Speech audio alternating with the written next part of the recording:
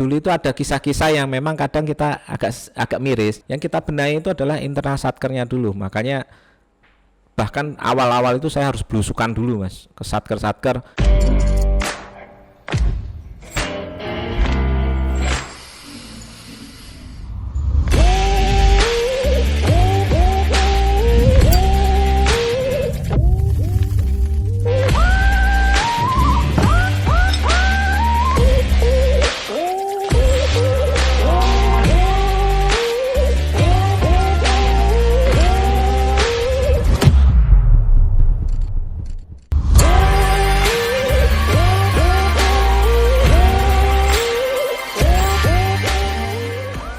Halo Sobat Mantap, kembali lagi pada podcast 067. Sekarang saya ditemani oleh Pak Solikin, betul Pak? Ya betul, halo. Oh iya, for your information nih, Pak Solikin ini Kepala Seksi PDMS di KPPN Fakfak. Oh iya Pak, saya mau ngobrol-ngobrol sedikit nih Pak. Saya itu tadi udah membuat, saya tadi udah baca-baca Pak di KMK 262 Pak, yang tahun 2016 tentang TUSI, tugas Seksi PDMS Pak. Kalau saya ngasih challenge ke Pak Solikin, boleh gak Pak? Wes, menarik ini. Boleh. Boleh kan? Ya. Oke Pak. Challenge-nya tuh gampang sih Pak. Kalau buat Pak Solikin, bisa gak Pak? Sebutkan tugas seksi PDMS. Wah. Saya udah ngerangkum semua ini Pak. Sebutin Pak, coba Pak. Bisa Pak? Ya. Boleh dimulai Pak Solikin? Kalau dihitung-hitung tuh lebih dari 10 Mas. Tapi kita sambil ngitung ya. Oke. Ngitung. Yang pertama, itu melakukan pengujian resume tagihan dan surat perintah membayar atau SPM. Itu yang pertama. Yang kedua, menguji untuk SP3 BLU. Kepanjangannya itu surat perintah pengesahan pendapatan dan belanja Badan Layanan Umum. Nanti saya jelasin itu apa. Kemudian yang ketiga itu penerbitan surat tanggapan koreksi. Itu yang ketiga. Yang keempat, mengelola data kontrak. Yang kelima itu mengelola data supplier. Kemudian terkait belanja pegawai satuan kerja, itu yang keenam. Kemudian yang ketujuh ya, ketujuh itu melakukan pengesahan hibah langsung dalam bentuk uang. Ya, betul. Kemudian yang kedelapan, monitoring dan evaluasi penyerapan anggaran satuan kerja. Kemudian yang kesembilan itu melakukan pembinaan dan bimbingan teknis terkait perbendaraan. Ya. Kemudian yang ke-10, nah ini adanya cuma di internal KPPN, itu supervisi terkait SPAN. Sistem Perbendaraan Anggaran Negara. Ya, kemudian yang ke-11 ya, itu terkait asistensi aplikasi Sakti. Sakti itu sistem aplikasi keuangan tingkat instansi. Kemudian asistensi terkait teknologi informasi dan komunikasi eksternal. Ya. Kemudian ada lagi penyelenggaraan fungsi manajemen hubungan penggunaan layanan. Kalau bahasa kerennya itu customer relationship management, Mas. Nah, kemudian ada pelaksanaan tugas pembina pengelola perbendaraan. Nah, kemudian ada juga lagi pengelolaan layanan perbendaraan ya. Kalau sekarang ini namanya Treasury Management Representative atau kita singkat TMR. Kemudian terkait rencana penarikan dana RPD itu ya Pak? Ya, RPD. Kemudian melakukan koordinasi penyelenggaraan manajemen mutu layanan khususnya untuk KPPN. Kemudian melakukan fasilitasi terkait sertifikasi bendara. Kemudian fasilitasi kerjasama antara pemerintah daerah dan pihak lainnya. Dan kalau ini yang terakhir ini juga penting, itu melakukan monitoring penerimaan dana transfer. Total ada berapa tadi Pak? Hitungnya berapa ya? 16? 1, 2, 3, 4, 5, 15, 16 lah. 16 ya. Dan apal semua Pak Solikin ya. Bener gak ya? Seksi PDM, kepala seksinya ini. Terus Keren. Pak, saya ngasih challenge lagi nih Pak. Iya. Bapak bisa jabarin satu-satu Pak? Enggak Pak? Tapi nggak usah semuanya sih Pak. Ya. Beberapa aja. Boleh. Tapi saya yang tentukan Pak. Boleh Pak? Boleh. Oh boleh. Oke. Maksudnya pembinaan dan bimbingan teknis pengelolaan perbendaraan itu gimana Pak? Jadi terkait pembinaan dan bimbingan teknis pengelolaan perbendaraan itu sebenarnya bagaimana KPPN itu bisa memberikan asistensi khususnya kepada satuan kerja yang mengelola APBN. Jadi Satker itu sebenarnya mengelola APBN itu dapat amandat, kan APBN itu dipecah jadi Dipa Induk. Iya, betul. Ya, Dipa Induk itu nanti dipecah lagi dari Dipa Petikan yang dipegang satuan-satuan kerja. Nah, di situ kita nanti melakukan asistensi dari dia yang tidak bisa tahu tentang bagaimana sih tata kelola pelaksanaan anggaran itu, kita asistensi. Kemudian asistensi baru mereka mulai untuk proses pencairannya, nanti persyaratannya apa, kemudian nanti bagaimana nanti proses untuk, karena sekarang udah pakai teknologi informasi ya Mas ya. Ya. Berarti kita pakai aplikasi. Nah, nanti proses tutorial aplikasinya seperti apa. Nah, terkait nanti ada problem permasalahan ataupun nanti terkait masalah ketentuan aturan, masalah mungkin belum paham banget tentang ketentuan literasinya atau terkait juga aplikasi.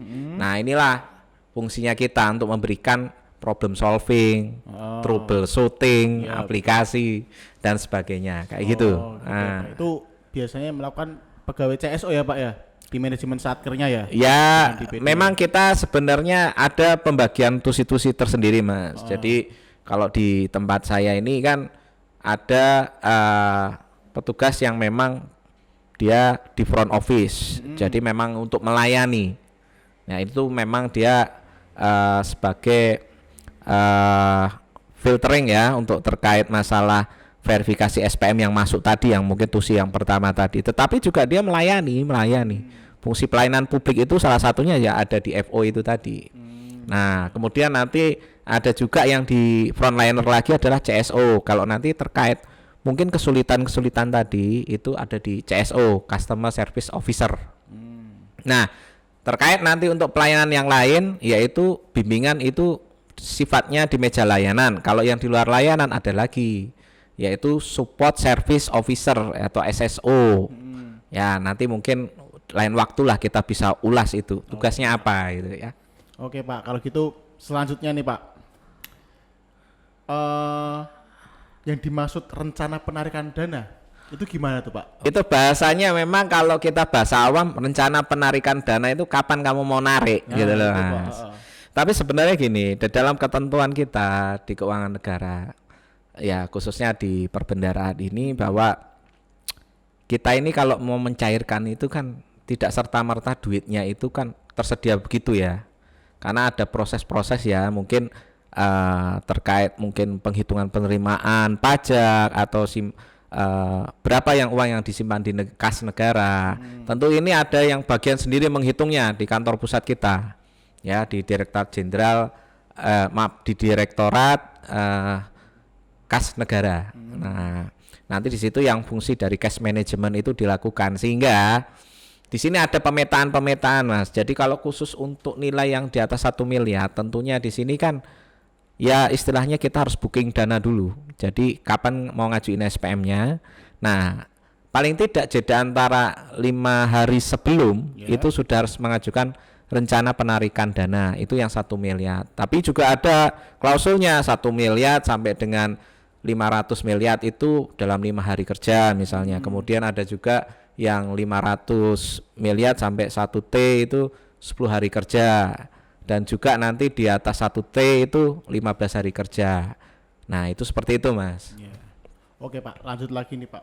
Satu-satu gak apa nih ya Pak ya? Boleh. Bedah Gak apa-apa. Teman-teman pada tahu, sobat mantap semua Ya, paham itu kan apa boleh. kendaraan KPPN juga. Lalu Pak, nah ini Pak, penerbitan surat tanggapan koreksi. Maksudnya gimana itu Pak? Jadi gini Mas, kalau kita melihat bahwa salah satu tusi KPPN yang paling utama itu adalah layanan untuk penerimaan SPM. Jadi satuan kerja mitra kita itu mengajukan SPM ke KPPN untuk diproses dan diterbitkan SP2D. Nah, dalam kondisi misalnya proses untuk pembebanan anggarannya, ya kan di situ kan ada terkait kegiatan output, fungsi subfungsi program kegiatan output, kemudian ada akun juga atau komponen-komponen yang memang itu sudah diatur di dalam DIPA masing-masing, ternyata ada salah pembebanan. Nah, disitulah fungsinya surat permohonan koreksi yang diajukan oleh Satker dan kita proses itu menjadi surat tanggapan koreksi. Jadi koreksinya itu lebih ke SPM menjadi SP2D itu tadi yang sudah kita terbitkan SP2D itu, Mas. Oh, begitu. Ya. Oke, Pak, lanjut lagi nih, Pak. Kalau supervisi teknis sistem perbendaraan dan anggaran negara yang biasanya disikat SPAN itu, Pak. Ya. Maksudnya SPAN itu gimana tuh, Pak, SPAN? Jadi sejak tahun 2014 kita sudah mengimplementasikan itu SPAN ya. Ya ini sebagai salah satu reformasi birokrasi di Direktorat Jenderal Perbendaraan ya, sebagai tindak lanjut karena prosesnya itu kan juga panjang. Tapi sistem ini kan dibangun dalam sistem database tunggal. Sehingga nanti processingnya database-nya ada di lokasinya di kantor pusat kita. Jadi tidak lagi ada di kantor KPPN lagi gitu loh. Nah, nanti dari kita sendiri itu yang akan mengoperasikan. Nah, terkait nanti kalau misalnya ada hal-hal lain ya tentu kita melakukan supervisi ya. Karena sebenarnya kerjaan kita itu kan ya memang proses untuk keuangan negara terkait pencairan anggaran ini ya semuanya harus menggunakan SPAN, Mas. Jadi kalau SPM diterima, kita proses untuk diterbitkan di SP2D itu menggunakan SPAN. Tapi ada fungsi-fungsi lain di seksi bagian lain yang nanti juga akan menggunakan SPAN. Tapi kalau di ranah saya ya salah satunya itu. Ya, gitu. Oke, Pak. Sepertinya kalau misal dijabarkan semua pasti bakal lama banget nih ya, Pak. Ya, apalagi memang Pak Solikin udah hafal semua. Ya. Luar biasa Pak Solikin. Nggak apa-apa. Nanti mungkin next kita bisa kupas satu-satu mungkin. Nah, betul, Pak. biar nggak ada kata-kata penasaran gitu ya. Terus Pak, lanjut lagi nih Pak. Saya mau tanya nih Pak sedikit nih Pak. Kan semisal kalau di kantor tuh kan pasti selalu ada hal baru kan Pak ya. Kalau semisal mungkin di pekerjaannya atau apa. Nah, kalau di seksi PDMS sendiri Pak, hal barunya apa Pak? Kayak inovasinya gitu lah Pak. Oke. Inovasinya di seksi PDMS. Ya, jadi selama beberapa tahun saya mengabdi di sini, Mas. Ya, sejak 2017 itu kita sudah melakukan beberapa perubahan. Tentunya ya, pertama terkait kita memperkuat bahwa sebenarnya ini yang perlu menjadi perhatian itulah Satker. Jadi bagaimana Satker itu bisa mengajukan SPM itu dengan benar. Tentu ini runtutannya panjang. Sebelum jadi SPM itu apa, SPP, sebelum itu jadi apa, rencana kegiatan dan lain-lain. Nah, yang kita benahi itu adalah internal Satkernya dulu. Makanya bahkan awal-awal itu saya harus belusukan dulu, Mas, ke Satker-Satker, kenalan. Ya, kenalan dengan kuasa pengguna anggarannya, pejabat membuat komitmen dan lain-lain dalam koridor membina. Dalam koridor membina. Siapa tahu di sana ada permasalahan-permasalahan yang tidak pernah kita dengar. Nah, inilah fungsi kita memberikan asistensi seperti itu sehingga nanti kita benahi. Oh, seperti ini sepertinya. Oke, kita coba. Nah, itu yang kita lakukan yang pertama. Kemudian yang kedua, itu kita sebagai komitmen layanan kita, Mas, ya. Komitmen layanan kita itu kan mantap. Mudah, aman, nyaman, tanpa biaya, akurat dan pasti. Nah, agar kemudahan, kenyamanan ini juga menjadi prioritas kita buka layanan filial, Mas. Layanan filial di Kaimana. Ya, karena skup dari pekerjaan kita ini mencakup 2 kabupaten, Fakfak dan Kaimana. Saya kan juga seluruh KPPN juga punya cakupan area masing-masing gitu ya.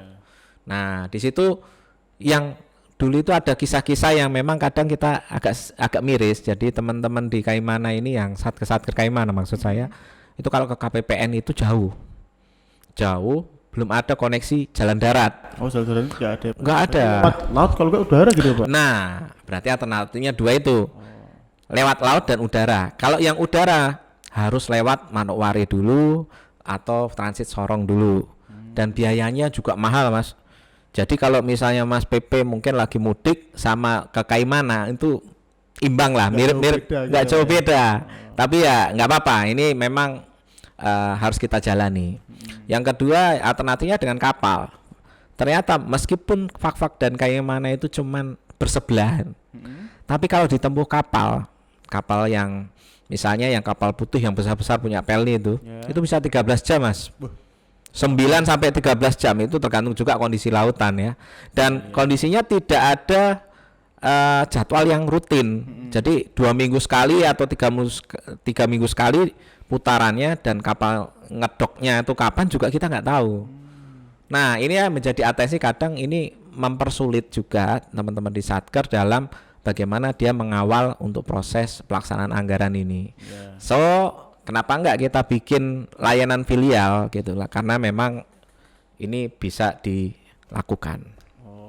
Oke, terus selanjutnya kita juga bikin beberapa perubahan, misalnya ya BIMTEK ya. Sekarang kan masa pandemi ya, sebenarnya kita udah mulai dari tahun lalu itu kita bikin video conference, kita pakai untuk e-mini TLC. Itu bimbingan jarak jauh Mas. Itu jarak jauh. Kemudian juga kita melakukan beberapa terobosan-terobosan. Ya, intinya kita memberikan apresiasi juga buat teman-teman. Nah, semoga podcast ini juga itu akan memberikan nuansa baru. Bagaimana kita membuat edukasi kepada Satker dengan alternatif teknologi informasi yang mungkin sekarang lagi viral, ngetren gitu ya. Nah, itu sebagai bentuk kita ya supporting untuk terkait customer relationship management ini tadi. Ya, sebenarnya banyak Mas, banyak. Oke Pak, tapi kan lagi disayangkan ini kan kita lagi terjangkit apa tuh namanya, pandemi COVID. Oke. Nah, tapi Kak di KPPN ini Pak, ada gak sih Pak kebijakan-kebijakan yang apa pada saat selama COVID ini tuh yang dilakukan gitu Pak, mungkin yang baru kah atau apa? Ya, jadi untuk terkait yang ini kita sekarang memang dapat arahannya untuk tidak ada layanan secara tatap muka langsung ya. Namun kita bagi itu menjadi ganti menjadi pelayanan elektronik. Ya, kalau kemarin pakai email ya sekarang sudah difasilitasi dengan aplikasi SPM itu ya. Jadi Satker nggak usah datang ke KPPN, tinggal kirim secara soft copy-nya terkait ADK SPM-nya misalnya.